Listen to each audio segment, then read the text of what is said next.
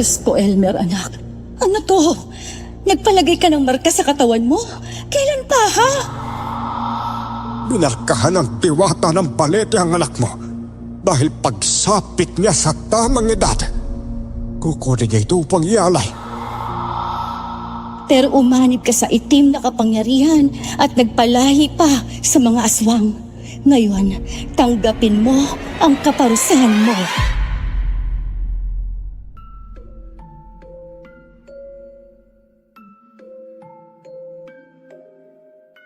Ang pagbabago ay depende sa kagustuhan at pagtanggap mo. Kapag ginusto mo talaga, walang imposible. May mga pagbabago nga lang na ayaw natin pero nangyayari. Mayroon din naman na inaasam-asam natin pero hindi naman dumarating. Magandang araw po sa inyong lahat sa mga bumubuo ng channel na ito. Mula sa admin, voice actors at listeners.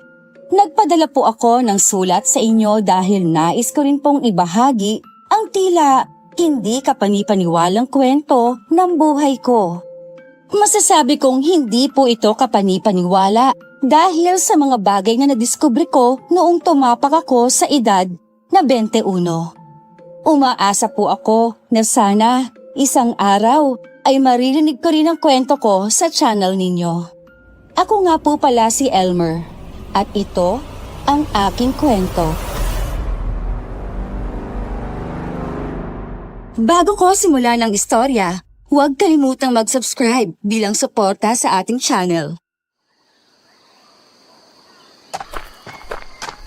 Hoy, yung 4 na malalaki at dikit-dikit na mga balete na sinasabi ko sa'yo, Efren, ha? Huwag wag mong pupuntahan yung mga yun. Huwag matigas ang ulo. At saka hindi ka na bata, no? Para maging pasaway pa sa gubat.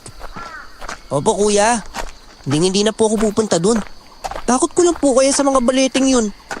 Pero sa tingin mo kuya, sinadya ba nang nagtanim nun na pagkumpalin yung mga yun? O kusa lang na tumubo yung mga balete dun sa gitna ng gubat? Hindi ako sigurado eh. Pero sa tingin ko, talagang sinadya ang pagkakatanim ng mga balete na yun. Baka ginawa palatandaan ng lupain ng mga ninuno natin. Pero may nabasa ako tungkol dun kuya eh. Na yung mga balete raw, parang palatandaan pa nung Yamashita Treasures. May alam po ba kayo dun? Nilingon ko si Efren pagkasabi niya noon. Medyo naging madaldal na po ang kapatid ko simula na makapag-aral siya sa syudad. 3 taon na ang nakalilipas. Marami na siyang alam ng mga bagay na ikinagugulat ko. Kaya kahit alam kong pamilyar naman siya sa pangangahoy sa gubat, pinaalalahanan ko pa rin siya noon.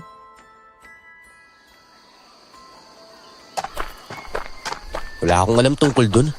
Ikaw nga tong matagal na sa syudad ang parang marami nang alam eh. Pero pasensya ka na tol ha. Sa pangangahoy lang ako eksperto. Ayos lang po yan kuya. Hindi ko naman po nabasa sa libro sa paaralan yung tungkol dun eh. Sa internet lang po. Yan ang uso ngayon sa taong Y2K, sabi nga nila eh. Ganun ba? Hindi talaga ako pamilyar dyan eh. Pati dyan sa sinasabi mong ano yan? Y2K? Pero alam mo, may YKK akong nakikita eh. Doon sa pantalon na regalo ni Tia Helga, galing sa ibang bansa. Nakasulat sa ulo ng zipper nun, ang malalaking letra na YKK. Nakakatawa talaga kayo magbiro kuya. Hindi ko po makuha eh. Pero yung Y2K po, taong 2000 po yun. Yung taon natin ngayon. Ayun ba yun? Sige na, bilisan mo na lang dyan. Mauubos mo na yung baho mong tubig bago pa tayo makarating sa kakahuyan eh.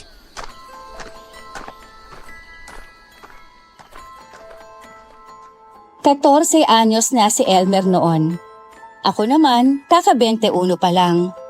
Kinuha siya ng tiyahin namin na galing ibang bansa pagkatapos niya ng grade 6 noon, kaya nagkahiwalay kami. Pero nang bigla ang mamatay ang tiyahin namin, inuwi na ulit siya ni nanay sa probinsya. Kaya magkasama na kami ulit ng mga panahong iyon. Umaakyat na kami sa matarik na bahagi ng bundok noon habang nag-uusap pa rin. Naging paborito na ni Efren ang syudad, samantalang ako naman ay kagubatan.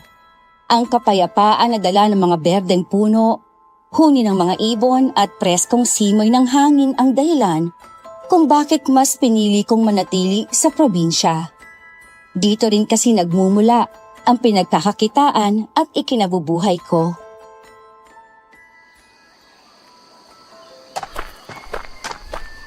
Nandito na tayo, Efren, ha? Basta, mag-iingat ka lang sa mga tinik ng sibukaw, ha? Pati yung mga banig ng borot, kayos, tsaka banayan. Di baka masabit ka nang wala sa oras, eh. Boy, masyado pa naman matinik ang mga yan. Apa kuya, hindi ko pa naman nakakalimutan yung mga yan eh. Gusto ko nga pong kumain ng burot o banayan isang araw. Yung mga matatanda pala sa syudad, mahilig din po sa ganun. Yung dinala ni nanay noong buhay pa si Tia Helga. Naku, dinumog po ng mga amiga niya. Yayaan mo sa susunod, borot at banayan ang sadyain natin dito.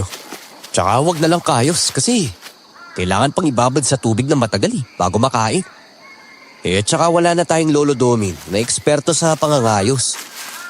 Mahirap na, baka malason pa tayo nang wala sa oras. Lagot tayo dun. Opo, basta banayan at burot lang yun sa akin kuya. Ayoko po kasi ng amoy ng kayos eh. Baho.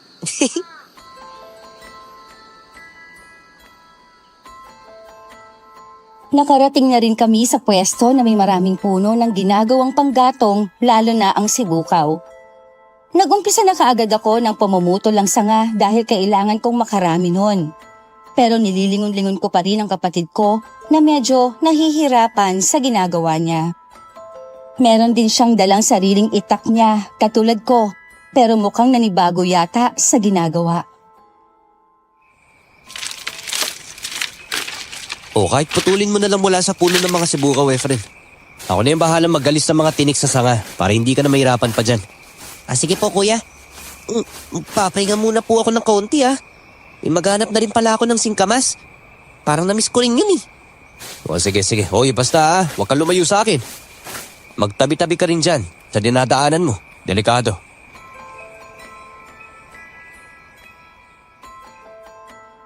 Ipinagpatuloy ko ang ginagawa ko noon hanggang sa hindi ko na namalayan ang oras. Medyo nakaligtaan ko na rin ang kapatid ko. Kaya naman nang lingunin ko siya ulit at hindi ko makita, tinamaan ako ng kaba. Hindi ako ganun na matatakutin pero sa pagkakataong may kasama ako at kapatid ko pa mismo, hindi ako kampante. Kung ako lang mag-isa, tansyado ko naman kasi ang sarili ko. Minadali ko na noon ang mga kilos ko. Efren? Nasaan ka? Kung talaga huwag mo nga ako pinagtataguan dyan. Magpuputal pa ako ng mga kahoy at magtatali noon. Ay, nasaan na kaya siya? Tinabihan na huwag lumayo eh. Ay naku, baka nawili nakakahanap ng singkamas. Doon nga marami nun sa loob ng gubat. Efren talaga pinapakaba mo ako masyado tol eh. Lumipat na ako ng pwesto noon. Nilakasan ko na rin ang pagtawag ko sa kanya kasi yung dibdib ko, lumalakas na rin ang kabog. Papalayo na kasi ako sa maliwanag na bahagi ng kagubatan at ang daang tinatahak ko, medyo mabangin pa. Efren, tol! Uy, nasa ka na tol? Tumagot ka naman oh! Huwag mong niloloko si kuya! Oy, Efren! Anak ng... Hindi ko natansya ang hakbang ko noon, kaya nawalan ako ng balanse. Napadausdos ako pababa ng bundok. Sinubukan kong kumapit pero sa malas ko, bawat madaanan kong pwedeng kapitan ay matinik. Mula sa mga naglalakihang puno ng sibukaw, mga maliliit na kahoy na may nakapulupot na baging ng banayan, burot at kayos. Kung may hindi man matinik, damo na hagunoy o kogon ang mayroon. Ang malala pa, bumangga ang puwetan ko sa nakausli at medyo matulis na bato. Para pa akong tumalbog dahil doon. At sa pagtalbog ko na yon, bumagsak ako sa patag. Pero nauntog naman ang ulo ko.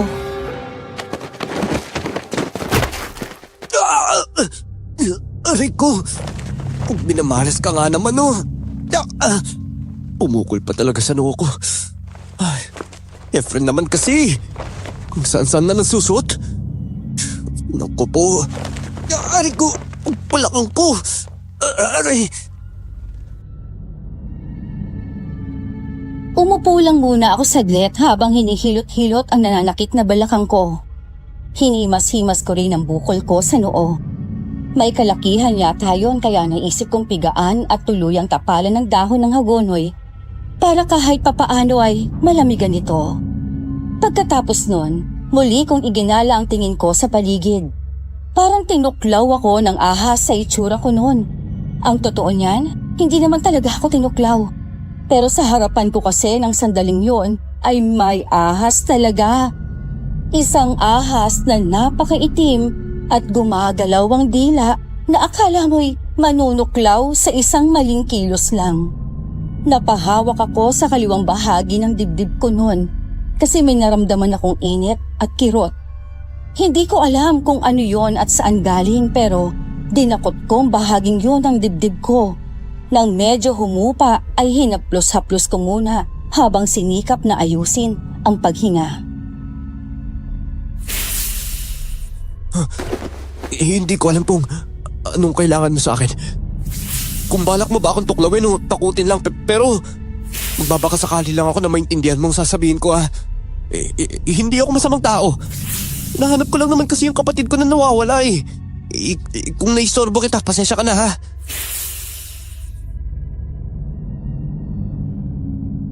Gumalaw-galaw ang ulo ng ahas noon. Para bang naiintindihan ang sinasabi ko? Hindi ko sigurado pero sa isip ko, parang niyayaya niya ako. Nabuhayan pa ako ng loob na gumalaw siya at tumalikod na sa akin.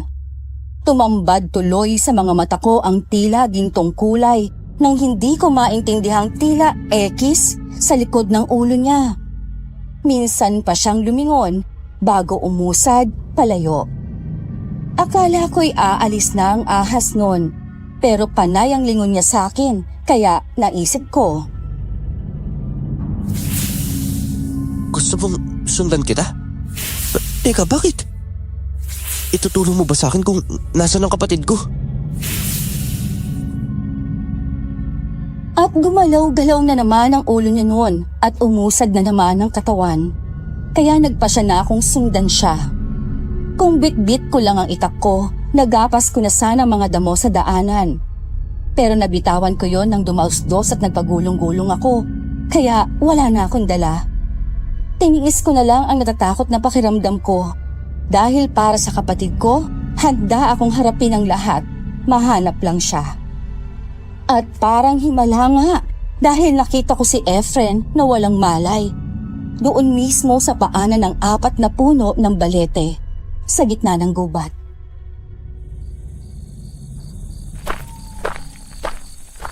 Efren, gising! Tol, gumising ka! Nandito na si Kuya! Diyos ko naman, anong nangyari sa'yo? Maligayang pagdating sa kaharian ko, binata. Hindi ko akalain na sa araw na ito ay maramdaman ko ang presensya mo. Sino ka? Bakit hindi kita makita? Huwag mo naman ako masyadong takutin, oh! Pasensya ka na kung tinatakot pala kita, ha? Sige, magpapakita ako sa'yo. Sino ka ba kasi? Ikaw pang nagdala sa kapatid ko dito. Anong klaseng nilalang ka? Wala nang sumagot sa akin nun. Nagbalak na nga akong buhatin na lang si Efren at umalis na sa gubat. Pero naramdaman ko naman ang pag-init ng dibdib ko. Hindi na yun ganun kasakit at natanggal na rin naman ang ilang beses kong haplusin. Kasabay ng pagkawala ng init sa dibdib ko, lumitaw naman ang isang babae sa harapan ko. Hindi katulad ng pagkagulat ko sa ahas ang reaksyon ko noon dahil may halo itong paghanga. Teka, totoo ba to? May diwata sa harap ko? Hindi ba ako nalalaginip lang? Subukan mong kurutin ang sarili mo para malaman mo kung totoo nga ako. Huwag ka kasing matakot sa akin. Hindi naman ako nangaano. Ang alam ko, mabait kang binata. Aray! Ha? Ang sakit naman ng kurot ko. Sampal naman. Sampal nga ng pisngi ko. Aray ko! Ang sakit. Napihit yata yung pangako dun ah. Nakakaaliw ka talaga. Tama na yan. Sinasaktan mo naman ang sarili mo dahil sa akin eh. Ayoko ng ganyan. Teka, sandali. Alam mo ba kung anong nangyari sa kapatid ko? Tsaka yung ahas na may kulay ginto sa likod. Kilala mo rin ba yun? May atros na nakasalubong ang kapatid mo na munti ka na niyang matamaan ng itak niya. Iniligtas ko lamang siya mula rito. Yung ahas naman, kanang kamay ko yun. At siyang inutusan ko para ipaalam sa'yo na nandito ang kapatid mo. Mabuti naman at sumunod ka sa kanya. Teka, ano yung Altros? At anong ginawa niya sa kapatid ko? Teka, sinaktan ba niya? Bago pa niya masaktan ang kapatid mo ay nailigtas ko na siya. Wala rin siyang maaalala sa nangyari sa araw na ito, kaya hindi mo kailangan mag-alala sa kanya. Maliliit na nila lang kasi ang mga atros at lumalabas lamang kapag kabilugan ng buwan. Pero dahil napadpad sa gitna ng gubat ang kapatid mo, nakasalamuhan niya ito. Maraming salamat sa pagliligtas sa kanya kung gano'n ha. Maaari ko bang malaman ang pangalan mo?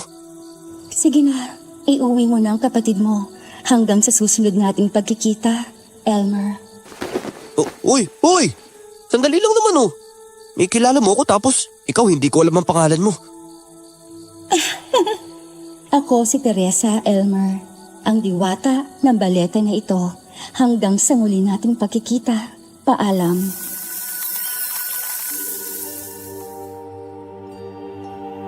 Tumalikod na siya noon at naglakad patungo sa puno ng balete. Saka biglang nawala na lang. Eksakto namang umungol ang kapatid ko kaya dinaluhan ko na lang siya sa halip na hanapin pa ang diwata. Parang bagong gising lang siya at nagpalingalinga sa paligid. Puno ng pagtataka ang kanyang muka. Kuya Elmer, ano pong nangyari sa akin? Ba't nandito po tayo sa gubat? Gising ka na pala, friend. Ay, naku, salamat sa Diyos sa tagpuan talaga kita. Ay, naku. Uy, kuya, ba't ka naman po umiiyak? May nangyari po bang masama sa akin? Parang wala po kasi ako maalala eh. Teka, nangawin na ba tayo kanina? Mamaya ka na mag-usisa, tol. Bumangon ka na muna para makauwi na tayo. Hapon na kasi.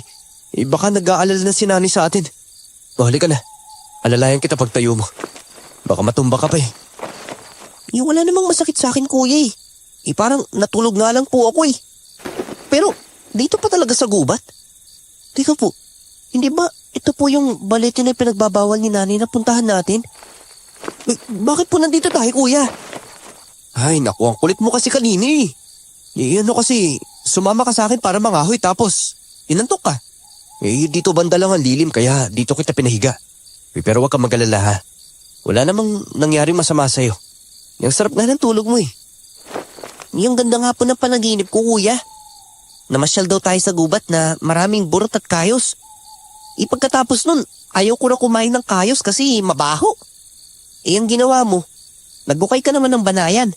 Ang lalim doon ng nahukay mo tapos sobrang dami mo rin nakuha na burot tsaka banayan, kuya. Ganun ba?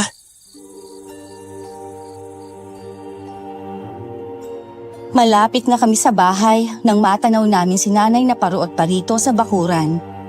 Nang makita niya kami, tumakbo pa siya para sumalubong sa amin. Halata ang pag-aalala sa kanyang mukha noon.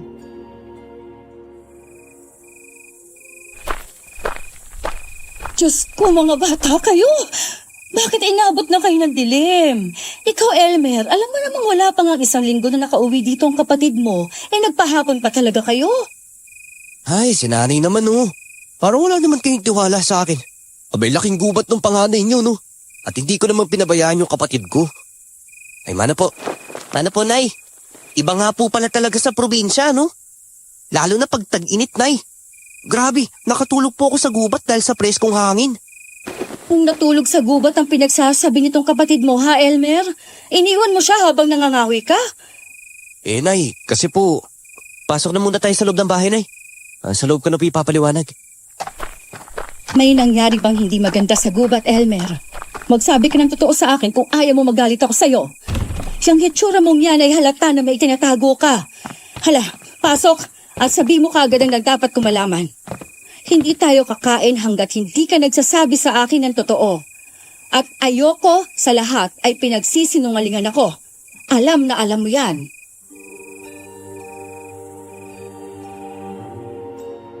Hindi kaagad ako nakasagot kay nanay noon. Wala naman akong balak magsinungaling sa kanya, pero ang inaalala ko ay ang panganib na dala ng atros, ng ahas at ng diwata kapag sinabi ko yon sa kanya. Hindi sila mga normal na nilalang, kaya hindi ko alam kung paano sila lalabanan kung sakali man.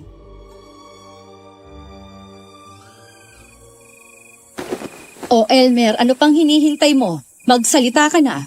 Huwag kang sasabat sa usapan namin ng kuya mo, ha, Efren? Makinig ka lang dyan sa upuan mo. Pero Nay, wala naman pong ginawang kasalanan si Kuya. Hindi rin naman po siya nagsinungaling. Kasasabi ko lang na huwag sumabat. Ako na bahala, Efren. Ang totoo niyan, nagsinungaling ang kuya sa'yo eh. Nay, nawala po kasi kanina sa gubat si Efren.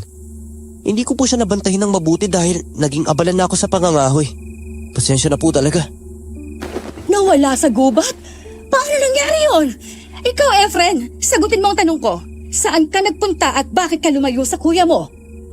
Wala pong naaalala si Efren, Nay.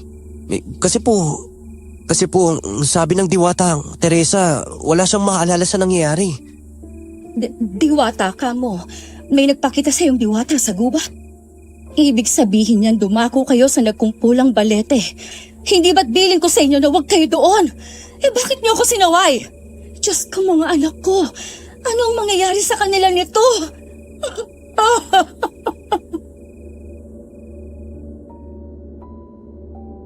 Grabing pag-iyak ni nanay noon, kaya sobrang nag-aalala kami ni Efren. Nanginginig na siya at natataranta na hindi alam ang gagawin, kaya nataranta na rin kami noong mga oras na yon. Hanggang sa isa-isa na siyang naglagay ng mga damit niya sa bag. Bilis, iligpitin niyo ang mga gamit ninyo. Aalis tayo ngayon din mismo. Bakit tayo alis, Nay? Teka, sabihin niyo nga po sa amin. Hindi po kasi pwedeng iwan ang pangangahoy ko kung ganun-ganun na lang po. May naghihintay na po ng 50 bungkos ng panggatong. At kukunin na nga po sa Makalawa. Itigil mo ng pangangahoy mo, Elmer. Sa ayaw at sa gusto mo, aalis tayo ni Efren sa lugar na ito. Kung bakit kasi hindi kayo nag-iingat sa gubat. Lagi ko namang ibinibilin sa inyo yon, di ba? Pasensya na po talaga, Nay. Sige po, mag-ayos na rin po ako ng mga gamit namin ni Efren para makaalis na po tayo. O tara na, Tol. Tulungan mo ako sa silid natin. Naguguluhan man, sinunod namin ang pasya ni nanay ng gabing yon. Naglakad kami ng halos 20 minutos hanggang sa madaanan kami ng isa sa mga iilang motorsiklo na bumabiyahe sa lugar namin.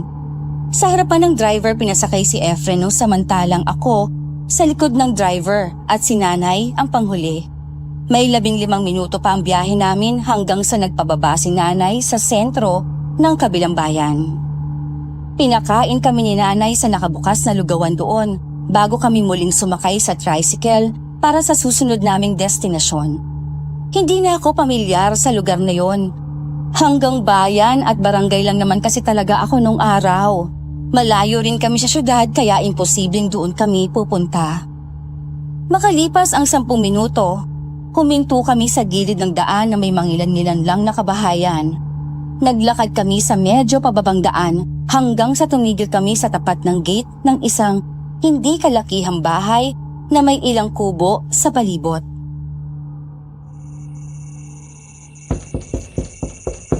Tao po, magandang gabi po. Kadensyo, si Helen po ito. Pasensya na po kung gabi na kami nakapunta dito. Magandang gabi din po sa inyo, Aling Helen. Wala po si Tatang ngayon eh. Tinama siya ng isang pasyente sa syudad. Baka Makalawa pa po yung uwi nun. Ganun ba?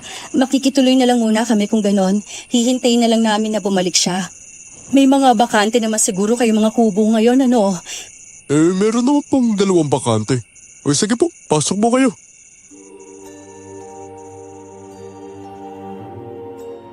Binuksan ng may kataba ang lalaki ang gate na bakal ng sandaling yon.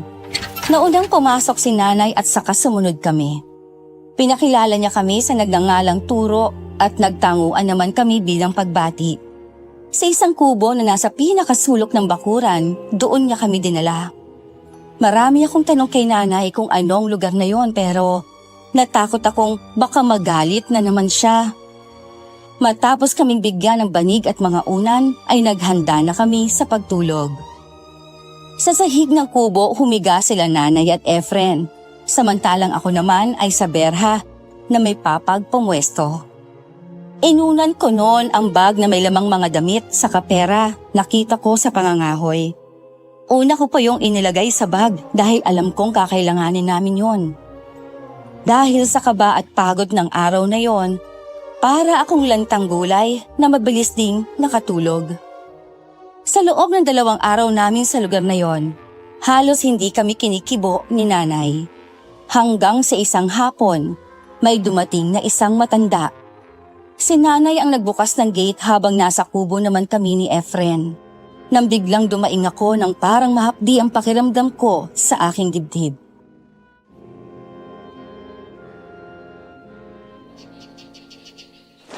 Ayos ka lang ba riyan, kuya? Kanina ka pang ngiwi ng ngiwi May masama ba sa pakiramdam mo? Hindi ko nga maintindihan tong nararamdaman ko pero pangalawang beses nang nangyari to. Teka, tignan ko nga. Parang may sugat ako dito sa dibdib ko Teka, ano na naman ba to? Wala, kuya! Kailan ka pa nagkaroon ng tattoo sa dibdib? Teka, tsaka anong klaseng tattoo yan? Parang X na may bilog sa dulo, kaya letter K? Teka, kulang na lang magmukha yung bato sa jackstone ng mga kaklase ko nung elementary, kuya Pero paano naman nangyari to? Hindi naman ako nagpatattoo Aray ko. Efren, pakisabi naman kay nanay na masama ang pakiramdam ko. Sige po, kuya. Sandali lang po Patakbong bumaba sa hagdan ng kubo si Efren noon at pumasok sa loob ng kabilang bahay. Ilang saglit lang ay bumalik na siya kasunod si nanay at ang matanda. Lalo ko pang naramdaman at tila napapaso na ang bahaging yon ng dibdib ko.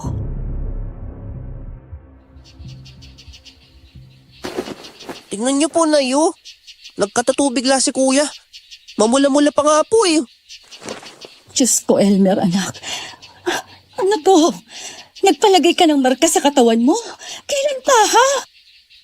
Nay, hindi po tayo nakalis dito ilang araw na. Wala rin naman pong marunong magtattoo sa barangay natin noon, di ba? Pero naramdaman ko na uminit to sa gubat noon Nay, habang kausap ko yung ahas noon. Paano ka nagkaroon ng ganyang simbolo? Kung hindi ka naman nagpalagay ng marka sa katawan mo, apo. Abay, ang guhit na yan ay tinatawag na Aldebaran. Isang uri ng simbolo ng mga bituin sa kalangitan. Hindi ko po alam kung paano po ako nagkaroon ng ganito Basta nagsimula na po ako makaramdam ng init nito sa dibdib ko. Init na parang napapaso po ako.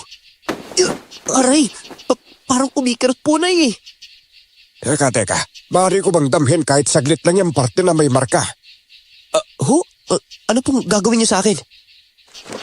Hayaan mo si Cadensyong damhin yan, Elmer. Huwag kang mag-alala, isa siyang manggagamot. At kaya lumipat tayo dito sa kanila dahil bilang manggagamot, kakailanganin natin ang tulong niya. Kailangan mo nga tingnan dahil sa nangyari sa inyo ni Efren sa kagubatan. Sige po, pumapahig na po ako sa gusto ninyo.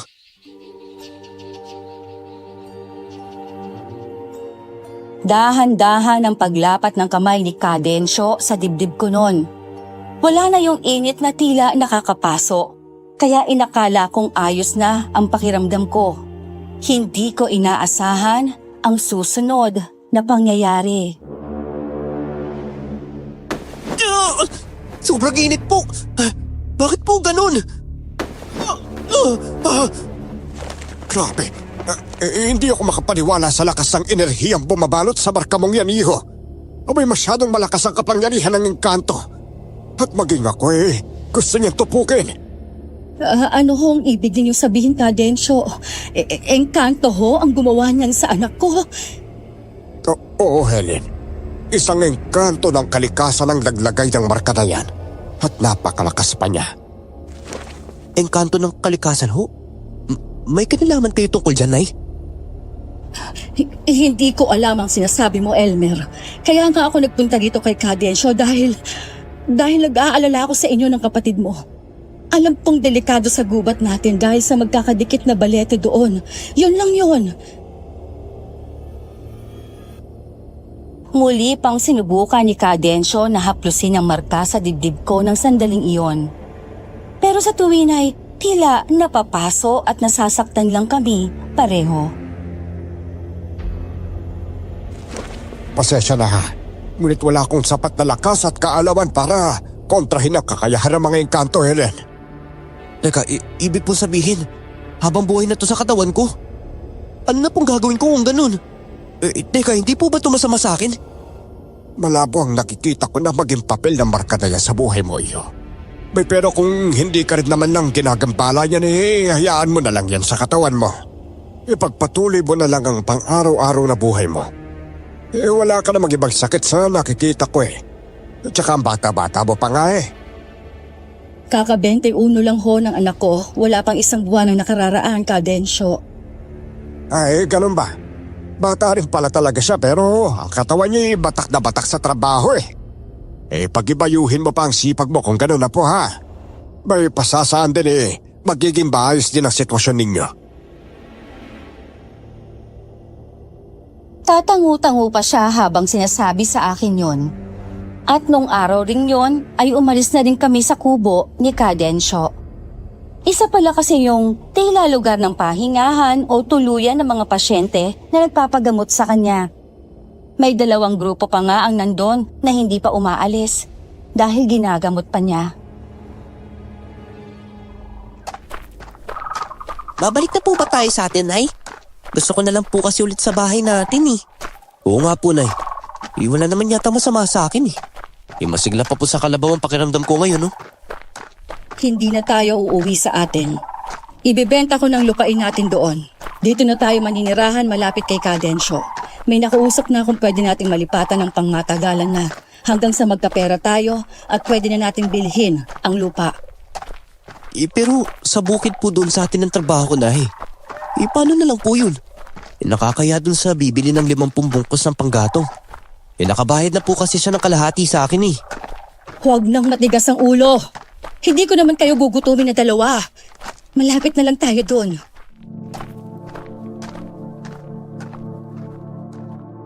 Naglalakad lang kami ng mga panahong yon. Hindi nagtagal ay tumigil kami sa malawak na palayan na may bagong tayong kubo.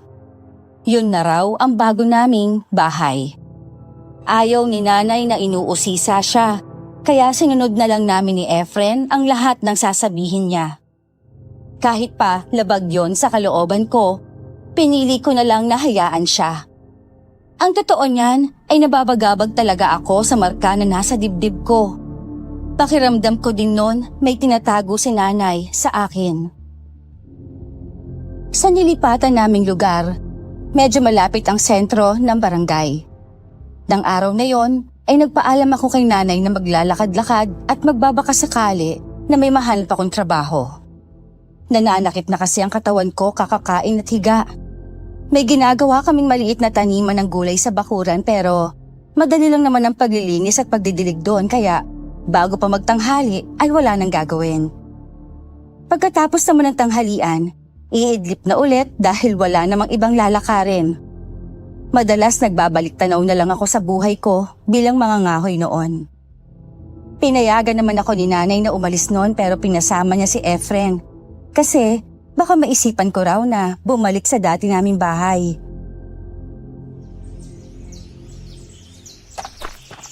Ay naku si nanay. Hindi ko alam kung anong gusto mangyari. Kung tratuhin ako parang bata pa rin. O ano Efren tol? Sa tingin mo ba bata pa ako? Sobrang laking kasalanan ba yung nakakatulong ka sa gubat at nakikita ako ng diwata? Iwan ko nga rin po kay nanay kuya. Parang sobrang lalim ng hugot niya sa buhay tapos hindi nagsasabi sa'yo. Ako naman panay sabi sa akin. Pero hindi ko naman maintindihan kagad yung ibig sabihin kagad niya. Oo nga Teka kami, naglalako tuloy. O tara, tignan natin kung ano meron. Lola, sandali po. Ano pong tinitinda ninyo? Puro lanson sa kanilagang balinghoy mga bata. Mainit-init pa to. libre tikim kung gusto ninyo. Pwede po ba yung libreng tikim, Lola? Yan lang po yung akin. Hoy, kung talagang bata ka, Efren eh. Ay, nagbibiro lang po ang kapatid ko la. May pera po talaga kaming pambili niyan. Bigyan niyo po ako ng 50. Pampasalubong po namin sa nanay namin sa bahay. Abay, napakamaalalahanin mo namang bata. Inaalala ang nanay mo kahit nandito kayo sa galaan. Oh, eto, ililibre ko na itong 10 lanso na medyo nabiyak. Saka itong nilagang panglibreng tikim ko sa inyo na rin ito. Maraming salamat po sa libre, Lola. Uy, wow! Grabe ang dami nito, kuya. Maliit na bagay, apo. Mas masaya akong makita mga bumibili sa akin na masaya.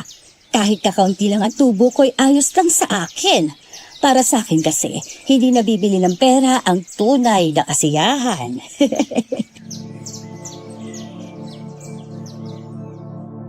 Ginulo pa ni Lola ang buhok ni Efren noon habang nagumpisa na akong pumapak ng 10 lanson. Nasabik ako doon dahil may mga ganong tanim din ako sa gubat. Kung nandun nga lang rin ako, malamang makakapag-ani na rin sana at makapagbenta.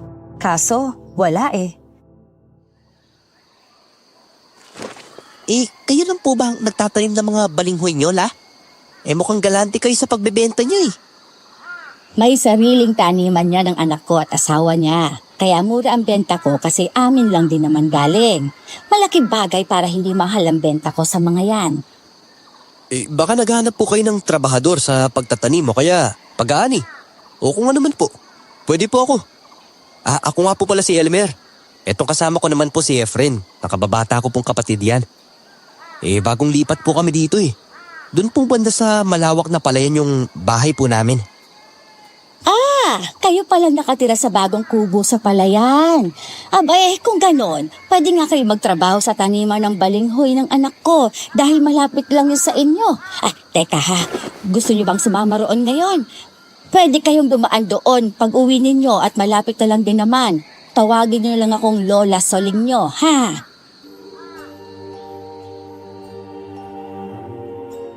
Pumayag kami na sumama kay Lola Soling ng hapong yon. Sa malawak na taniman ng balinghoy nila, kami dumiretso. Nandoon din pala mga apo niya na tumutulong sa mga pananim. Hindi nalalayo ang edad namin ni Efren sa kanila. At nakasundo namin sila, lalo na si Mercy. Papadilim na tuloy na umuwi kami at medyo lumamig pa ang ihip ng hangin noon.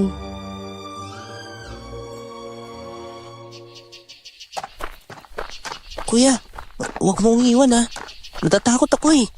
Baka may mumuwasang sa paligid. Ikaw talaga.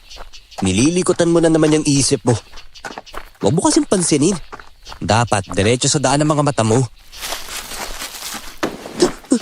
Kuya, tumakbo na kasi tayo. Malapit na lang naman yung bahay eh oh. Ang ibon na naman kasi nakakatakot eh. May ihi ako sa salawal ko. Kuya naman. Anak nung, naihi ka talaga tol. Pwede ka naman tumigil basta umihi. At saka bakit sa salawal mo pa? Ay naku, para ka naman bata eh. Tara na nga lang. Oh, kumapit ka sa kamay ko.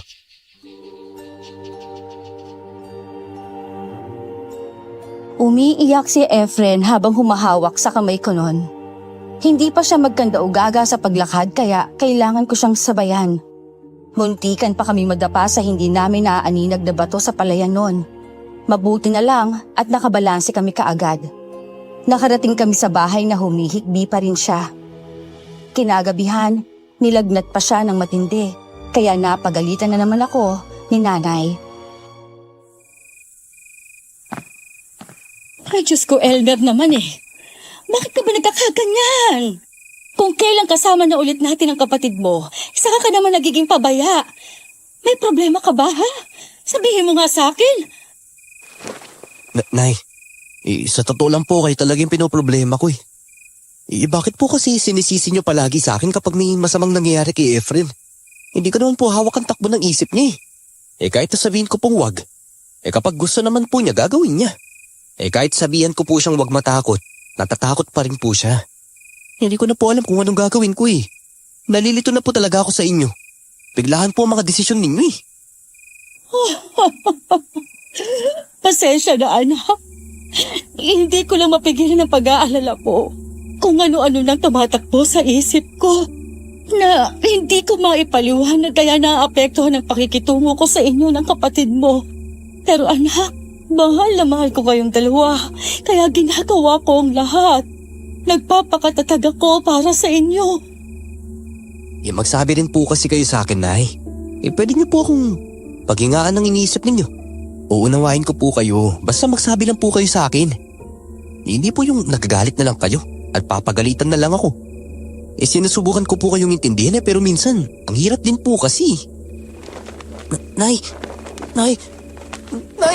May aswang po! Nakatingin siya sa may bintana, Nay! Kuya, yung ibon! Nakabulit tayo ng ibon, Kuya! Ayoko sa'yo! Ayoko sumama sa'yo! Diyos ko, tumaas na talaga ang lagnat ng kapatid mo, Efren. Kahit anong punas natin, mainit pa rin siya. Ihanda mo mga gamit niya. Pupunta tayo kay Cadensyo. Baka kung ano na itong nangyayari sa kapatid mo. Opo, Nay. Maghahanda na po ako. Dali-dali na naman akong nagligpit ng mga gamit ni Efren noon.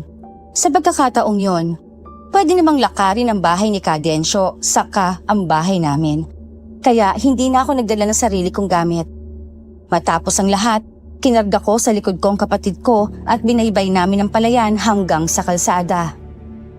Matumal din ang sasakyan sa lugar na yon kaya magtitiis at magtsatsaga ka talaga na maglakad. Aandap-andap pa ang flashlight na gamit ni nanay noon kaya binilisan namin ang paglalakad.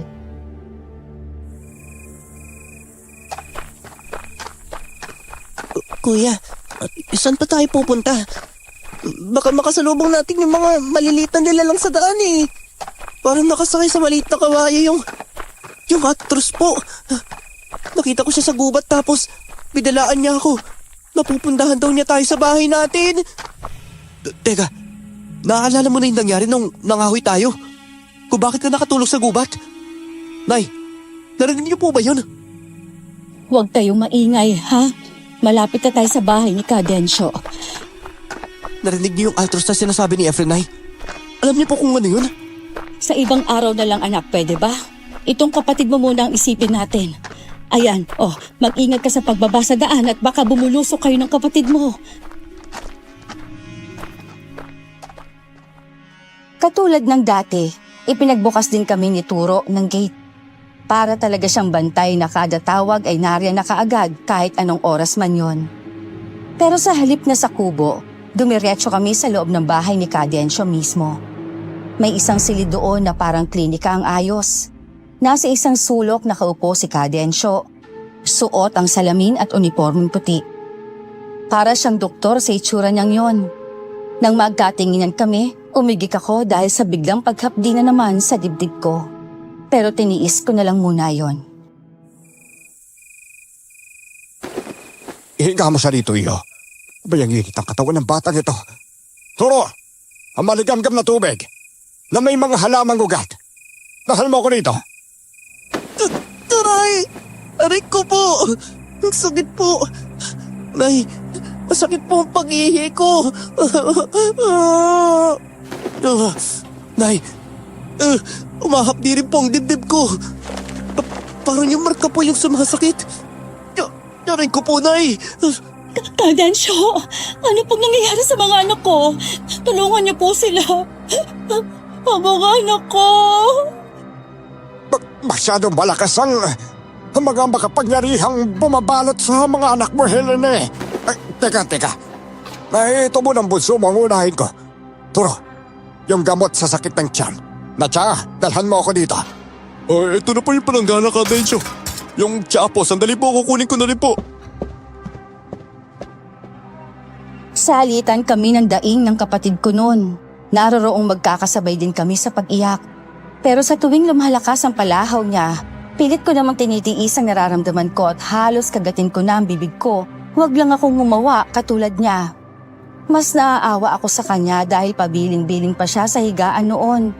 Dinaluhan siya ni nanay habang hinahaplasan ni Cadensyo ng gamot sa tiyan. Ako naman ay nakasiksik sa isang sulok at kinukuyumos ng kamay ang dibdib ko sa pag-asang maibsan yon ang sakit.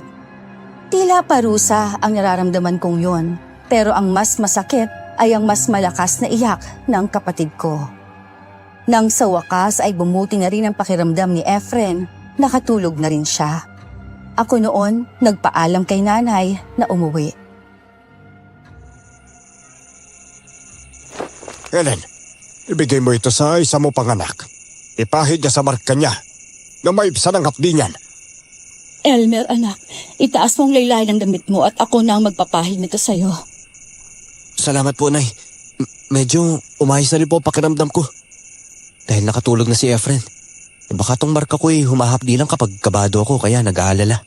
Napapansin ko po yun eh. Baka ganun nga anak, Diyos ko. Sana naman, pagalingin na niya kayo kaagad. Ako rin ang ninenervous sa inyo kapag ganyan lagi kayo may dinaramdam. Mas mabuti pang ako na lang ang magkasakit kaysa kayong mga anak ko. Sa kubo na kayo magpalipas ng gabi, Helen. Para hindi na kayo mahirapan oras na magising itong isang anak mo. Turo, ihatid mo sila sa kubo na tutuloyan nila. Ililipat din po ang kapatid ko. Baka po pwedeng dito na lang siya. Kahit dito na lang po ako sa tabi niya. Hindi po ako matutulog. Babantayan ko po siya. Kahit dito na lang din ho sa kawayan na higaan ka, Densyo. Baka dumaing na naman ang sakit si Efren kapag nagising siya ng hindi sinasadya. Pwede rin naman kung gano'n. Pero kung sakaling may magpapagamot ng 10 oras ng gabi, mapipilitan talaga kayong lumipat, ha? Sige ho, Kadensyo. Maraming salamat ho ulit. Nakaidlip din naman ako kahit papaano ng gabing yon. At sobrang pasasalamat namin ni nanay na kinaumagahan ay bumuti na ang pakiramdam ni Efren. Para na naman walang nangyari nung nakaraang gabi kung makapagsalita siya. Tahimik lang ako noon pero ipinagtataka ko talaga kung bakit nagkakaganon ang kapatid ko. Nasaan si Kadensyo, Turo? Magpapaalam na sana kami at mabuti na talaga ang pakiramdam nitong si Efren. Sa likod bahay po, Aling Helen. Puntahan niyo lang po doon. Sige, salamat ha. Elmer, Efren, samahan ninyo ako magpaalam kay Kadensyo. Nay, magkano pong ibabayad niyo kay Kadensyo? Ako na lang po magbibigay sa kanya. Sige. Ikaw na muna magbigay sa kanya pero hindi bayad yan, anak. Kundi donasyon lamang, ha. Hindi kasi nagpapabayad eh. Itong pera ko naman ibibili ko na lang ng mga kailangan sa bahay mamaya. Tara na nang magpaalam para makapagluto na tayo ng almusal sa bahay natin. Kadensyo, pasensya na ho sa istorbo. Napakatibay niyo naman ho at nagagawa niyo pang magbangon higa sa edad na yan. Ay, kayo pala. Sandali, babangon na ako. Ay, nako. Kahit mahirap tong ginagawa ko, pinipilit ko. Para hindi bumigat ang pakiramdam ko. Kahit tumatanda na kailangan galaw-galaw pa rin ang katawan. Para hindi manamlay at tuluyang mangkina. Ay, tulungan ko na ho kayo. Diyan ka na lang iyon. Kaya ko na sarili ko. Ay, salamat naman at nakatayo na. Hindi magandang natuklasan ko kagabi dito sa isang anak mo, Helen. Isang matandang babaeng aswang ang dahilan ng pagkakalagnat niya. At hirap sa pag-ihi kagabi. Matandang babaeng aswang po? Hala kuya, si Aling Suling nga tayo na. Siya lang naman ang matandang babaeng nakausap at makasama natin kahapon, hindi ba? Tapos nagbebenta pa siya ng balinghoy. Kumain din tayo nun eh. Diyos ko, ako talaga nagpapahamak sa kapatid ko kung ganun. Hindi pwede to. Pupuntahan ko po si Aling Suling, Nay. Kailangan niyang malaman na alam natin kung ano siya. Ang sama niya. Hindi naman namin siya binastos Naging mabait at magalang naman kami sa kanya ni Efren. Pero bakit ganun? Delikadong gagawin mo, Elmer. Ang mabuti pa'y mag-ingat na lang kayo sa susunod.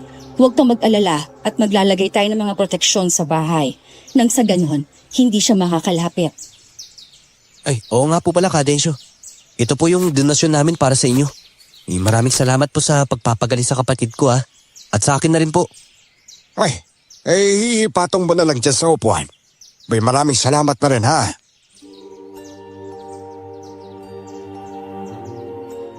Medyo nagtaka ako kung bakit umiwas si Kadensyo sa akin.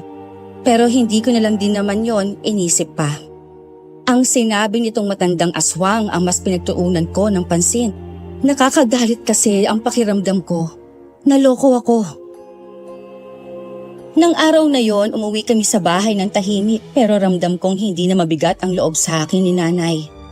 Sa galit ko nun, ibinaon ko talaga sa lupa ang lahat ng mga nabili naming balinghoy kay Aling Saling. Pinipigil ko lang talaga ang sarili ko na huwag siyang puntahan sa kanila. Hindi ko na rin naman siya nakita ulit ng mga sumunod pa na mga araw. Kaya kahit paano ay nakalimutan ko na rin ang nangyari. Hanggang sa isang hapon, pumunta si Turo sa amin para magbigay ng babala.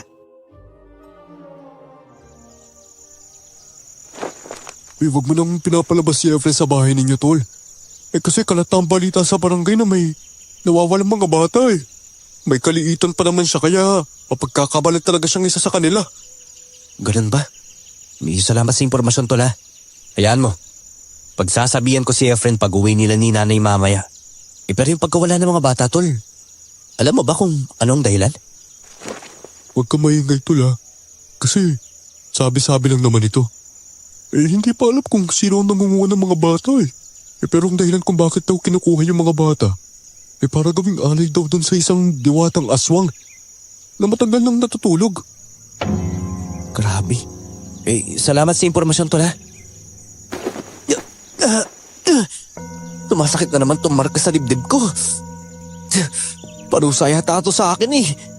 Baka sobrang sama kong tao sa nakaraang buhay ko kaya ganito na lang ang pagpapahirap sa akin ngayon. Grabe, kawawa ko naman, tol. Parang ang dami at ang hirap ng mga problema mo. Sana lang masolusyonan mo na yung mga yan pagdating ng araw. O paano? Alis na ako, tol ha. Baka hinintay na ako ni Cadensio eh. Inutusan niya lang kasi akong bumili ng itlog sa tindahan. Naubusan na kasi kami. Lakas makaubos ang itlog ang pagtatawas eh. Pagkaalis ni Turo, nagtungo na lang ako sa higaan ko. Parang palala ng palala kasi ang hapdi ng marka ko noon. Halos hindi na siya tumigil kaya kulang na lang magsisisigaw ako. Pinigilan ko lang talaga pero nasa mga mata ko na ang mga luha ko. Nadatnan ako ng ganon ni nanay. Nasa higaan, nakatihaya habang ang isang braso ay nakatakip sa mga mata kong umaagos ang luha. Ang isang kamay ko naman ay nakakuyumos sa balat ko na may marka.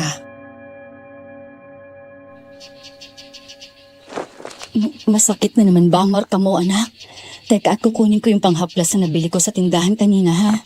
Maganda raw ito at herbal din. Meron siyang sangkap na himag na gamit pa noon ni Lolo Domingo kapag nasusugatan siya. Noon daw na nasugatan siya ng tinik ng hito. Ang katas ng himag na hinalo sa langis ng nyog ang naging gamot niya. Sige po, Nay. Pahaplas na lang po. Yakap-diyapti na po kasi. Bakit naman po kasi may basa na lang ganitong lumitaw sa balat ko? Sinumpa po ba ako, Nay? Yung sinasabi ni Cadensio na yung kanto. Wala po ba talaga kayong alam tungkol dun? Elmer, anak, patawarin mo sana ako, ha? Kasalanan kong lahat ng ito dahil naglihim ako sa iyo. Nay, ano pong ibig niyo sabihin? Teka, may alam po ba talaga kayo bakit nangyari sa akin to? Sabihin niyo po, Nay. Ano po ang ginawa niyo tumingi kayo ng tawad sa akin ngayon? Sabihin niyo na po kasi para magawat ko ng paraan. Kasi naman nahihirapan na ako, Nay eh. Tiniis ko ang hapdi ng mata nun. Bumangon ako para hawakan ang mga balikat ni nanay. Ng mga sandaling yon, napaluhod na kasi siya sa gilid ng higaan ko. At nakayuko habang humahagulgol. Medyo nawawala-wala ang hapdi ng marka ng sandaling yon. Nakakagaan din ang loob na makahawak kamay si nanay. Para akong batang matagal na nawalay sa ina at noon lang ulit kami nagkita. Ang totoo niyan kasi, kahit magkasama kami ni nanay palagi noon, abala ako sa trabaho sa murang edad. Parang hindi ko masyadong napagtuunan ng pansin ang pag-aaruga niya. Tapos, dumating pa sa buhay namin si Efren. At ang pag-alis pa ni tatay. Masakit pong ikwento pero iniwan kami ng tatay namin nang walang paalam noong 6 na taon pa lang ako at 2 buwang mahigit pa lang si Efren, sabi ni nanay. Isa sa pinakamalungkot na Disyembre namin noong 1994. Lumubog sa Manila Bay ang sinasakyang barko ni tatay at isa siya sa mga ibinalitang nawawala na hindi na natagpuan pa ang katawan. Kaya lumaki akong naging katuwang ni nanay sa pagpapalaki kay Efren. Inabutan ako ng panganganak sa'yo sa puno na nagkukumpulang balete sa gubat, Elmer, anak. Kami lang ng ama mong nandun at wala ng oras sa tumawag ng hilot para paanakin ako. Pero nagpakita ang diwata ng balete sa amin at tinulungan niya ako. Nailuwal ka ng ligtas, pero may kapalit. Minarkahan ka ng diwatang iyon sa iyong dibdib. Ibig sabihin ng diwatang may kagagawan nito? Kaya siguro naramdaman ko rin ang pag-init noon nasa balete ako, Nay. Dahil nandun palang gumawa nito. Pero bakit nito lang tulumitaw? Bagong panganak ako noon, anak. Nahilo at nawala ng malay pagkatapos kitang mailuwal noon. Kaya wala na akong maalala kung ano pang sinabi ng diwata. Malamang, alam ng tatay mo ang ibang detalye. Pero nagsikreto rin kasi siya sa akin noon, mga anak. At dinala niya yon kung nasaan man siya ngayon. Kaka 21 ko lang po, Nay. Teka, hindi po kaya sinabi ng diwata noon na sa edad kong ito, tsaka lilitaw ang marka? O kaya sa oras na mapadpad ako sa balete sa gubat at nakita siya, lilitaw din po yung marka? Teka, hindi po kaya ganun, Nay? Hindi na importante kung anong dahilan kung bakit ka nagkaroon ng ganyan, Efren. Ang kailangan, matigil ang paghihirap mo ng dahil sa marka na yan. Hindi po pwedeng hindi ko malaman, Nay.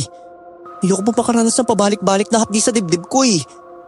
Para kasing pinaparusahan po ako, Nay. Ayoko po noon. Kaya hindi lang paraan kung paano matigil ang sakit ang hahanapin ko. Kundi kung para saan talaga to. Sige, anak. Para sa ikapapanatag ng loob mo, aalamin natin ang totoo.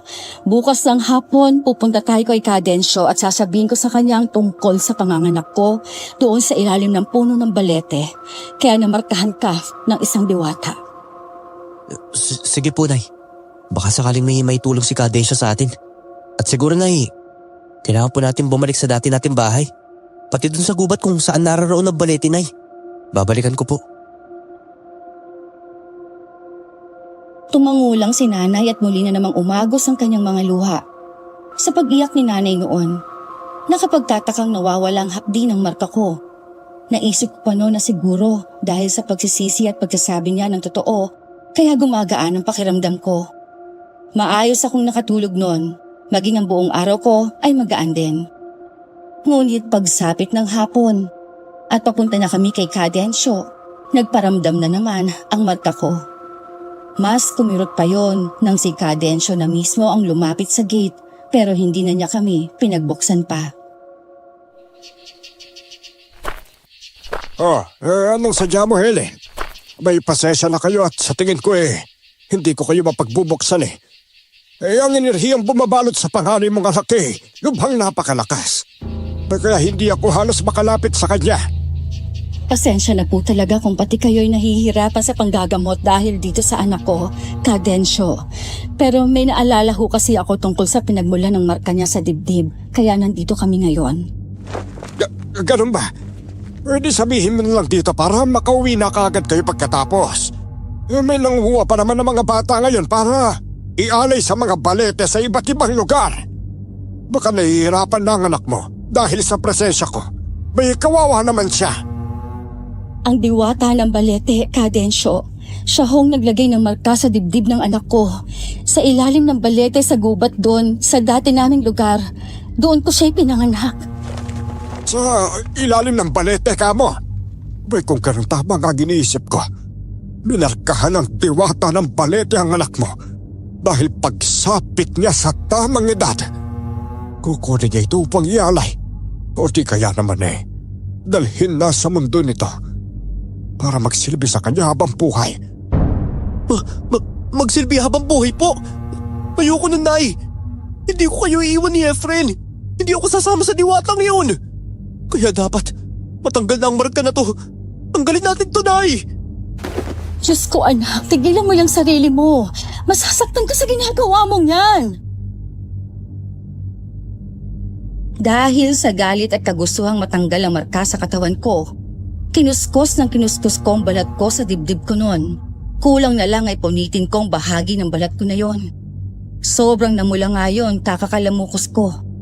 Iyak ako ng iyak sa huli dahil wala namang silbi ang ginawa ko. At lalo lang sumasakit habang nagtatagal kami sa labas ng gate ni Cadencio. Hanggang sa may naisip akong paraan. Bukas sa bukas din po, uuwi ako sa dati nating bahay. Kakausapin ko ang diwata ng balete. Wala siyang karapatang pahirapan ako dahil sa tinulungan niya kayo nang pinanganak ako. Abay, maganda yung naisip mo, iyo. May tama nga yan. Puntahan mo ang lugar kung saan nilagyan ka ng ganyang marka. Ay, pero mag-iingat ka, ha? Anak, sasama kami sa iyo ng kapatid mo sa pag-uwi sa dating lugar natin. Hindi kita pwedeng hayaang mag-isa lang na babalik doon. Nay, ayoko na pong bumalik doon. Natatakot na po ako eh. Hindi niyo na po ako kailangan samahan, Nay. Kaya ko na po ang sarili ko. Cadencio, salamat po ha. Uwi na po kami. Pasensya na po talaga sa istorbo. Bay, magtagumpay ka sana sa lakad mo, iyo, ha? Eh, umaasa ako na sa pagbalik mo, hindi na tayo mag-iwasan. Dahil dyan sa marka mo.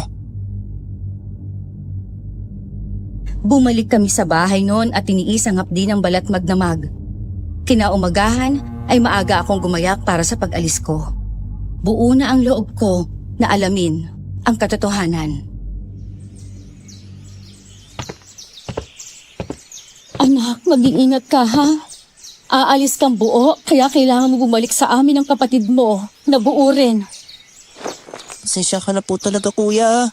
May duwag talaga akong kapatid eh. Hindi ba lang kita matulungan kahit sa maliit na bagay lang?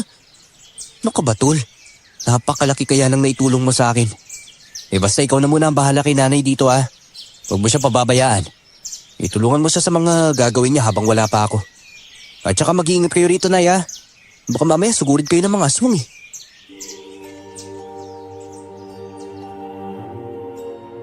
Binalingan ko si nanay noon nang walang tigil sa pag-iyak habang nakaupo sa hamba ng pintuan ng kubo. Nilapitan ko siya at niyakap. Naiiyak na rin ako pero hindi ko yon pinansin. Pati ang pagkapdi ng mata ko'y binaliwala ko.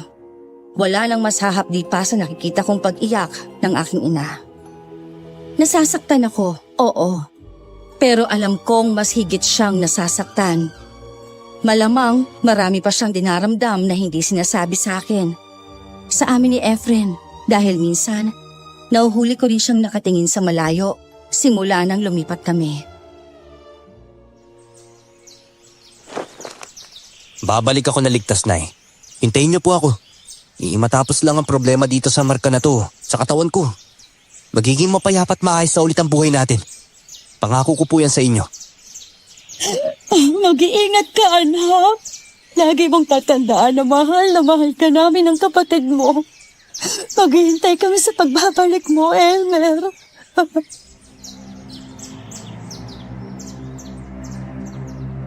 Mabigat man ang mga paa. Naglakad ako ng walang lingon-lingon patungo sa sentro ng barangay at nag-abang na masasakyan hanggang sa bayan. Kumain ako sa isang karinderya sa bayan noon nang abutin ako ng gutom. Ay, kung ano man ang dala mo sa buhay ko, malagpasan ko sana. Kahit pinapahirapan mo ako, may kaunti pa rin akong nasisilip na kabutihan sa'yo. Kung si Teresa nga ang naglagay sa'yo nito sa balat ko, baka sakali may magandang dahilan siya. Sana talaga. Sana magpakita siya ulit sa akin bukas.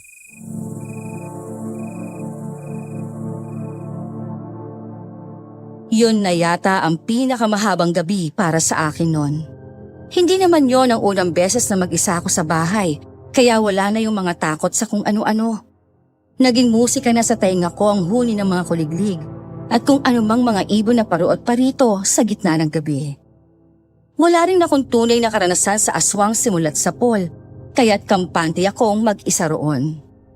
Ang pagpapakita ng kakaibang ahas at ni Teresa lang noon ang pinakamasasabi kong nakakatakot na kababalaghang naranasan ko. Tilaok na mga manok mula sa hindi kalayuan ang gumising sa akin kinabukasan. Nagtaka pa ako noon dahil walang manukan sa amin noon. Ni ako nga hindi nag-aalaga noon. Wala kasi akong hilig sa mga hayop. Pagkatapos mag-almusal, Gumayak na ako patungo sa gubat. Sa daanan ay napansin ko ang bagong tayong kubo na may maraming ang tandang na nakapalibot. Doon pala nanggaling ang tilaok ng mga manok. Wala naman ako nakitang tao kaya dumiretso na ako sa gubat. Sa bukana ng gubat pa lang, nakita ko na kaagad ang kakaibang ahas noon.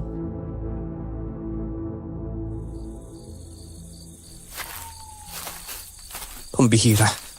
Para akong baliw nito pero kakausapin na kita ha. Parang nagkakaintindihan naman tayo eh. Alam mong babalik ako no?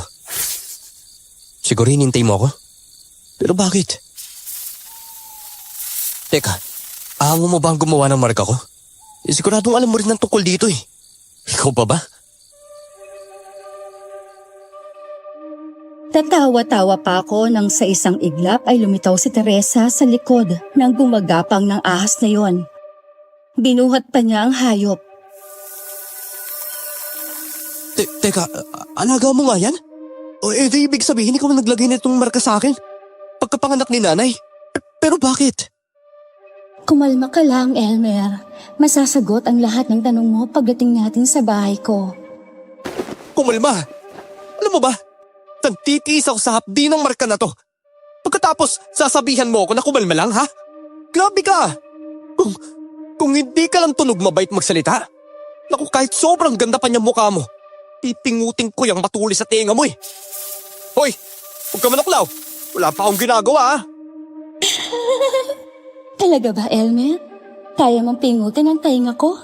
Eh baka bago ka pa makalapit ay natuklaw ka na nitong ahas kung sigol ka. Eh, siyempre. Panakot ko lang yun. Ano bang panama ako sa mga engkantong tulad ninyo? Pero seryoso talaga, Teresa, ha? Eh kung ikaw nga tong nagbarka sa akin, iba ka naman pwede mo na itong alisin. Eh kasi naman nahihirapan na ako sa tuwing humahap dito eh. Hindi siya sumagot sa akin. Nagpatuloy naman siya sa paglalakad. Sumunod lang din ako sa kanya. Napapaisip naman ako noon. Bakit hindi ko man lang makuhang magalit ng totoo sa kanya? Sinusubukan ko pero hanggang inis at banta lang ako. Iniisip ko ngang atakihin siya ng dala kong itak pero ni hawak sa puno noon ay hindi ko man lang ginawa. Hindi ko alam kung bakit panatag ang pakiramdam ko ng sandaling iyon. Pero simulat sa pool, wala akong pangit na karanasan sa gubat na yon kundi yung pagkahulog ko lang sa bangin dahil nga nawala noon si Efren. Halika, Elmer. Umupo ka rito. Sumandig ka sa puno para mapanatag ang kalooban mo. Halika, huwag ka na mag-alangan pa. Sa'yo ang lugar na ito, ang buong kagubatan na ito, kaya wala kang dapat na ikatakot. Kasi nga, dito ka ipinanganak. Hindi ako pwede magtagal. Kailangan kong bumalik sa nanay at kapatid ko. Hindi ako sanay na iniiwan sila eh. Mas mabuti pang ako na lang ang iwan nila. Tsaka may kabarangay kaming aswang sa bago naming nilipatan na lugar eh. Kaya kailangan ko nang umuwi bago magdulin. Maglalakad pa ako kung wala akong makikitang sasakyan eh. Naiintindihan kita. Pasensya ka na kung mapilit ako. Pero marami pa namang oras na makasama at makausap ka. Sa susunod, kaya pagbibigyan kita. Hayaan mo at bibigyan kita ng masasakyan mo mamaya. Sige, payag ako. Pero sabihin mo na kasi kung para saan tong balat na to. Noong manganak ang nanay mo dito mismo sa mga balete na ito, nag-agaw buhay siya. Nagsumamo ang tatay mo noon para tulungan namin silang mag-asawa. Pumayag naman ako pero sa isang kondisyon. Mamarkahan kita ng markang Aldebaran, isa sa mga hugis ng bituin sa kalangitan. Ang Aldebaran, Elmer, maliwanag sila at madaling makita kapag tinignan mo sa kalangitan. Kung bakit ginawa kong pagmamarka sa'yo, dahil kailangan namin ng katiwala at tagapagligtas sa mga tao laban sa aswang. Teka lang ha? Maintindihan ko lang. Maging katiwala ng kagubatan kasi sa tingin ko, nagawa ko naman yun. Simula nung matuto akong mangahoy para sa ikabubuhay ko. Nagtatanim din ako ng mga bagong pulo kapag nagpuputol ako ng malalaki na. Pero ang maging tagapagligtas sa mga tao laban sa aswang? Bakit naman ako pinili ninyo? Dahil darating at darating ang panahon na kailangan mo magligtas ng buhay Laban sa mga masasamang nilalang na yon, Elmer. Lalo na kung ang pamilya mo'y mismo mga nganib dahil sa kanila. Kung ganun, nanganganib si nanay ngayon? May aswang sa lugar na yun, Teresa. Oo, Elmer. May mga aswang nga sa nilipatan ninyo. At kaya umiinit ang marka sa dibdib mo dahil nakakasalamuha mo na siya. Lumalapit siya nang hindi mo alam pero nararamdaman mo. Teka, si Cadencio? Diyos ko, ilang beses na kaming pumunta at nakitira sa kanila. At ang kapatid ko, si Efren, pinagamot pa sa kanya. Pinainom niya ng... Hindi kaya, nayanggaw na niya ang kapatid ko, Teresa. Oh, Diyos ko, pakaswang na ang kapatid ko. Kailangan ko nang umalis, Teresa. Kailangan ako ng nanay at kapatid ko. Sandali lang, Elmer. Hintayin mo saglit ang sasakyan mo.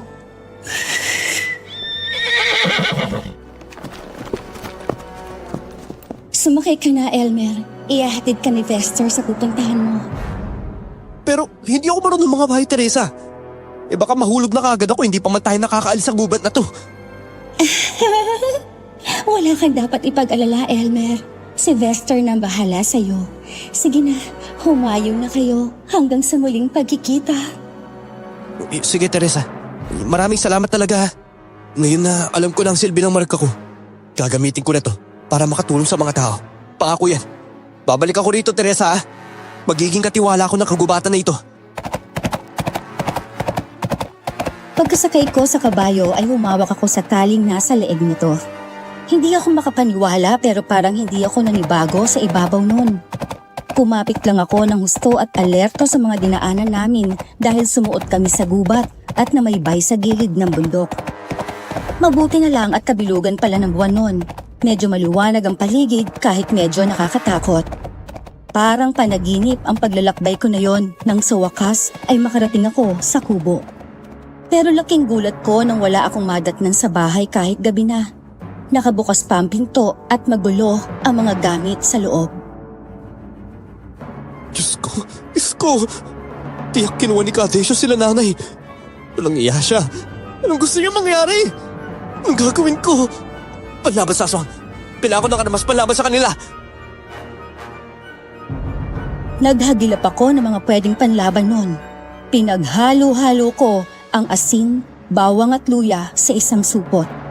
Nakita ko pang kampila ng ginagamit ni nanay sa bahay nun.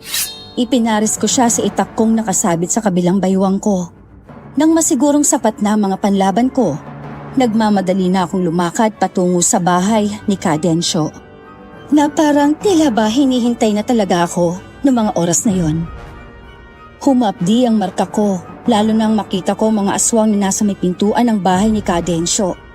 Pero hindi na yon yung hapdi na hindi ko kayang tiisin.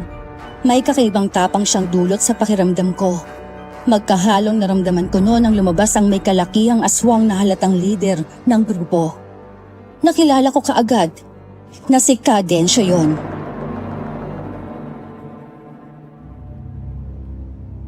Maligayang pagdating, Elmer. Ikinagagalak ko ang makita kang muli. Turo, pabasugin mo siya. Opo, Pinuno. Masusunod po ang utos ninyo. Hoy, huwag mo ako subukan saktan. Malalagot ka sa kampo ni Pinuno. Ha? Grabe ka? Paano mo naatim na magtrabaho si isang katulad niya, ha? Bakit? Malaki ba ang pinapasweldo niya sa'yo, ha? Ano yung sinasabi mong may nawawalang bata? Parte lang ba ng drama para mag-alala ako, ha? Trabaho lang itong akin, tol. Wala akong pakialam sa'yo, no? Tsaka tigil-tigilan mo ako. Baka matamaan ka sa akin, eh. Kala mo, wala yatang bilib sa laki ko. Oo. Ang laki-laki ng mukha mo. Hoy, matanda! Nasaan na ang nanay at kapatid ko, ha? Ilabas mo sila! Aba, wala ka ng galang, ha? Matapang ka na ngayon? Ha? Pwes, tingnan natin kung hanggang saan ang tapang mo. Sugurin siya! Anong? Hindi ako basta-basta lang magpapatalo sa inyo. Hinugot ko ang 2 sandata sa magkabilang baywang ko nun. Parang sinapian ako ng kung ano sa bilis ng mga kilos habang iwinawasiwas ang kampilan at itak. May mga natatamaan din akong aswang. Natalo ko pa nga ang dalawa nang patigilin sila ng aswang na si Cadensyo. Alam kong binigyan ka ng kalakasan ng diwata ng balete. Tama ba, Elmer? Katulad ng pagbibigay niya ng marka sa'yo para maramdaman mo ang presensya ng mga aswang sa paligid mo. Pero dahil sa may tanga yata yung nanay mo, hindi niya nalaman kung para saan ang marka na yon. Nagamit ko tuloy na pabor sa akin. Pwes, hindi na ngayon. At huwag na huwag mong matawag na tanga nanay ko! Ilabas mo sila para matapos na to! Hindi ganon kasimple ang lahat, bata. Isuko mo muna ang pinanggagalingan ng lakas mo. At ibabalik ko ang pamilya mo. Akin na ang kapangyarihan mo! Ano kapangyarihan ang sinasabi mo? Wala akong ganun, no? Itong marka sa dibdib ko? Para lang to maramdaman na may aswang sa paligid ko at wala nang iba. Wala halos pakinabang, di ba? Kasi hindi naman habang buhay, iiwas na lang ako sa aswang tuwing mararamdaman sila. Alam mo, utak at lakas ko ang ginagamit ko, Cadensyo. Ganoon din ang pagmamahal ko sa pamilya ko. Eh kung wala ka ng mga yon, talagang mahina ka pala. Sinungaling! Huwag mo akong insultuhin ng ganyan! Ngayon, tignan natin kung makakapagsinungaling ka pa. Sa makikita mo, ilabas ang 2 lilitsunin! Nay! Efren! Diyos ko! Walang iya ka, Cadensyo! Anong akala mo sa kanila? Baboy na itatali mo ng ganyan! Kasama mo! Ah! Oy! Hanggang dyan ka lang, tol. Kapag lumapit ka pa, siguradong lalapain kita. Ano? Gusto mo na bang malapa nang hindi na ililigtas sa mga kapatid mo, ha? Sige, magpadalos-dalos ka kung ganun. Mga walang iya kayo. Hoy, teka lang! Cadensyo, anong gagawin niyo sa nanay at kapatid ko, ha? Nilitsunin niyo talaga? Ang sasama ninyo! Huwag kang atat sumugod, bata. Alam mo sa sarili mo na hindi mo kami kaya. Paano pa kaya kung malilitsyon tong kapatid mo at tong nanay mo naman ang mahulugan nitong malaking bato? Kaya naman, manood ka na lang muna! Walang iya ka, Cadensyo! Ang sama-sama mo! Pinanood ko lang habang sinisigaan ni Turo ang uling at ang dalawa namang mga utosang aswang ay itinatayo si nanay sa sulok na may nakalambitin namang malaking bato. Ayokong mawala ng pag-asa pero unti-unting nararamdaman ko na yon kaya nangihina ako. Pero sa gitna ng kawalan ko ng pag-asa, may napansin ako sa gilid ng aking mga mata na gumagapang palapit sa akin. Nang tingnan ko ang mga kalaban, kung nakikita nila yon, halatang hindi. Hanggang sa palapit sa akin ang ahas na si Golda. Pero nang makarating sa tabi ko'y bigla na lang siyang nanigas at naging tila tungkod na kahoy. Ang sama niyo! Ang sama-sama niyo talaga! Pero kahit kailan, hindi mananaig ang kasamaan sa kabutihan! Gamit ang tungkod, ubod lakas kong pinalo sa ulo si Turo na nakatalikod mula sa kinaroroonan ko. Bumulagta siya sa sahig dahil doon. Mabilis namang nakalapit ang dalawa pang maiitim at naglalaway ng mga aswang pero nilabanan ko pa rin sila. Hampas rito, palo doon. Buhos ang buong lakas ko para mahataw at matamaan sila ng mahiwagang tungkod na hawak ko. Pero nakatakda siguro talagang akong mabigo ng sandaling iyon dahil kahit anong gawin ko, dumadami ang mga aswang samantalang nauubos ang lakas ko. Ngunit, ang hindi ko inaasahan ay may darating pa pala para ay magligtas sa amin.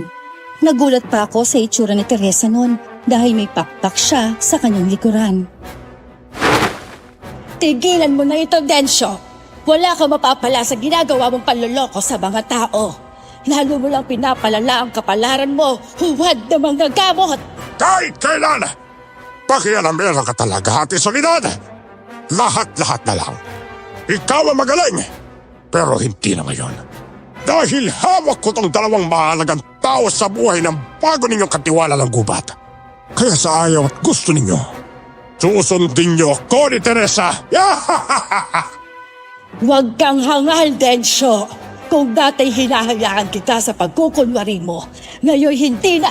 Gagamitin mo pa ako para lang makapanakot. Yang ugali mo hindi marunong tumanggap ng kung ano ang kakayahan mo ang tatapos sa'yo. Sayang ka, Densyo. Sinayang mong tiwala na ipinagkaloob ko noon sa'yo. Kung naging mabuting katiwala ka lang sana, batikang manggagamot ka na ngayon. Pero umanib ka sa itim na kapangyarihan at nagpalahi pa sa mga aswang. Ngayon, tanggapin mo ang kaparusahan mo. Sa gitna ng maliwanag na buwan noon, kumulog at kumidlat. Pero alam kong hindi lang ordinaryong kulog at kidlat yon. Dahil sa bawat litaw ng tila kuryenteng kidlat, tumatama yon sa mga aswang at nasusunog sila. Hanggang si Cadensyo na lang ang natira. Umuusal ng orasyon si Lola Soling noon habang si Teresa kumukumpas sa mga kamay at pumapagaspas pa ng mga pakpak. Sa kanya pala nang gagaling ang kidlat at nang ang dalawang kamay nito'y itinuro si Cadensyo, tinamaan ang kidlat at kaagad na pumulog ng sobrang lakas. At sa lakas nun, natumba ang matanda.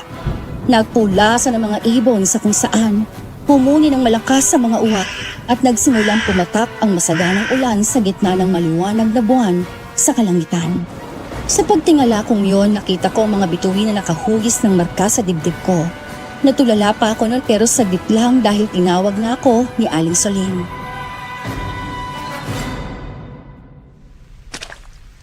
Naku, bata ka. Yung nanay at kapatid mong unahin mo at hindi ang tingnan ng Aldebaran.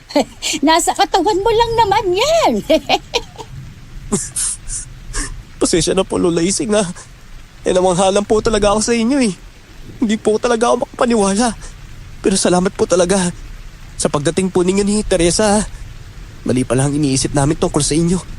Pasensya na po talaga pero babawi po kami ng kapatid ko sa inyo. Nay, nagtasa po kayo ni Efren. Teka, tatanggalin ko po ang busal ninyo sa bibig ha. Salamat sa Diyos at naligtas mo kami, anak. Salamat talaga. Kuya Elmer, kuya ko. Tumila rin ang ulan ilang sandali pa nung habang nagyayakapan kaming tatlo. Sina Lola Soling at Teresa ay nanunood lang sa amin. Hanggang sa kumaway na si Teresa at tumango na lamang ako. Hindi ko man siya nakausap pagkatapos ng pangyayari. Tiniyak ko naman sa sarili ko noon na mapapadalas na akong bibisita sa kanya. Pagka-uwi ko noon ay nakausap pa namin si Lola Soling. Nalaman namin na dati pala siyang babaylan at nakababatang kapatid niya si Cadensyo. Katulad ko, napili rin palang katiwala at tagapagligtas sa mga tao laban sa aswang si Cadensyo. Ang problema nga lang ay naghangad ito ng kapangyarihan at gumamit ng itim na mahika sa panggagamot. Mabuti nilang pala at hindi naman niya nahawaan ng pagkaaswang si Efren o ako man. Yon ay dahil pala kay Turo na bantay ni Lola Soling para sa kapatid. Kaya nakakagaling naman talaga mga gamit ng herbal ni Cadensyo dahil dito. Sa kasalukuyan, isa pa rin akong mangangahoy pero hindi na tulad ng dati na kayod kalabaw ako. Dahil may mga tauhan na ako ngayong binabayaran para mamutol at mangbungkos sa mga itinitinda naming mga panggatong. May permit kami mula sa barangay, munisipyo at DNR. Baka maitanong lang ninyo. At tuwing sasapit ang tag-ulan at bago magtag-init, nagkakaroon kami ng tree planting sa kagubatan na pag-aari namin. Pangako ko yon kay Teresa na matalik ko ng kaibigan hanggang sa ngayon. Minsan nga'y biniro ko siya kung pwede siyang magninang sa panganay ko. Ang napangasawa ko nga pala, isa sa mga apo ni Lola Soledad, mga kayanggaw, si Mercy. Medyo nakahabol pa po kami sa huling biyahe. Hanggang dito na lamang po ang aking sulat. Sana ay nasiyahan kayo at nakapulot din ng aral kahit papaano. More power po!